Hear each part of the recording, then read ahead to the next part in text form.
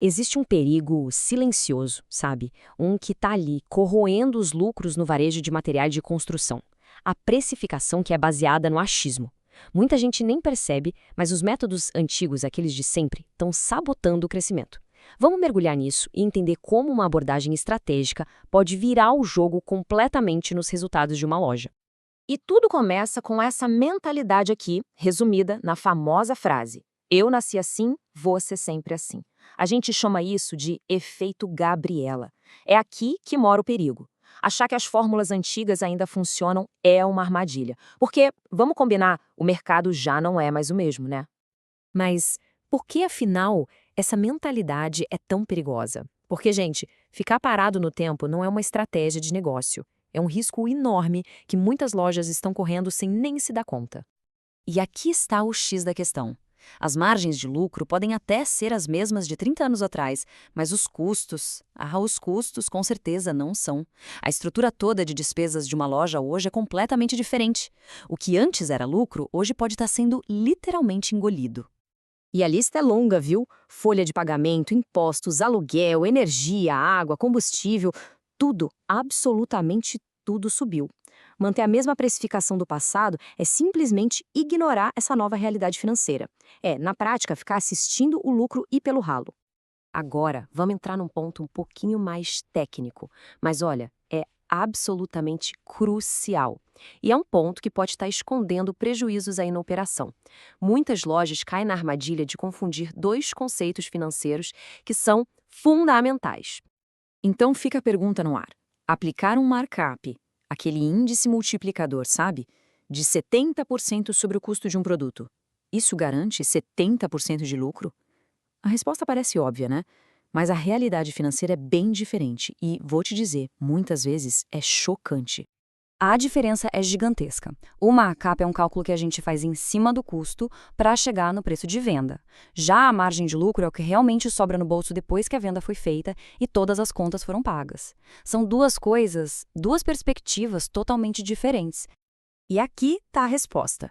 Aquele markup de 70% na vida real se transforma numa margem de lucro de apenas 41,18%. Pois é, essa confusão entre os dois é um dos principais motivos de por que a conta não fecha no fim do mês para muita gente. Ok, então como é que se sai do achismo e entra de vez na era da estratégia? Existe um caminho, sim, uma metodologia profissional que organiza todo o processo de precificação e transforma ele numa verdadeira ferramenta de lucro. E o processo profissional se divide em 3 fases bem claras. Primeiro, o levantamento, que é basicamente juntar todos os dados para entender o cenário. Depois, o planejamento, que é onde a estratégia é desenhada. E, por fim, a execução, que é colocar tudo isso em prática de forma inteligente. Vamos olhar mais de perto. A primeira fase é um mergulho total. É preciso conhecer o cliente, analisar a concorrência de perto, entender o próprio mix de produtos, mapear a sazonalidade e, claro, definir o posicionamento da loja. Ignorar qualquer um desses pontos é como navegar no escuro. A estratégia vira puro palpite. Beleza. Com todos esses dados na mão, a estratégia começa a ganhar forma. E agora, vamos ver como usar essas informações para encontrar as verdadeiras fontes de lucro que, olha, muitas vezes estão escondidas onde a gente menos espera. O primeiro conceito estratégico é o de produtos de notoriedade. Sabe aqueles itens tipo cimento, vergalhão, que as pessoas têm uma ideia de quanto custa? São esses. Neles, a margem pode ser baixíssima, às vezes até negativa. O objetivo aqui não é ganhar dinheiro com eles, mas sim criar a percepção de que a loja é barata e atrair o cliente para dentro. E este gráfico aqui, gente, ele revela uma coisa impressionante. Olha só a desproporção. Metade de todo o faturamento pode vir de apenas 0,5% dos produtos da loja, os tais itens de notoriedade. Enquanto isso, a grande maioria dos itens, 94% do mix, representa uma fatia bem menor. A pergunta que fica é, onde é que está a oportunidade de lucro de verdade? O ponto crucial é este. O lucro não está nos itens de alto volume e margem espremida.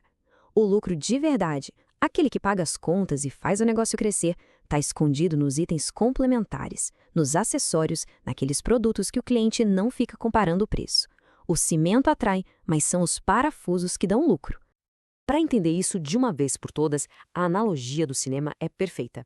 Ninguém vai ao cinema por causa da pipoca, certo? Mas é a pipoca que dá o maior lucro.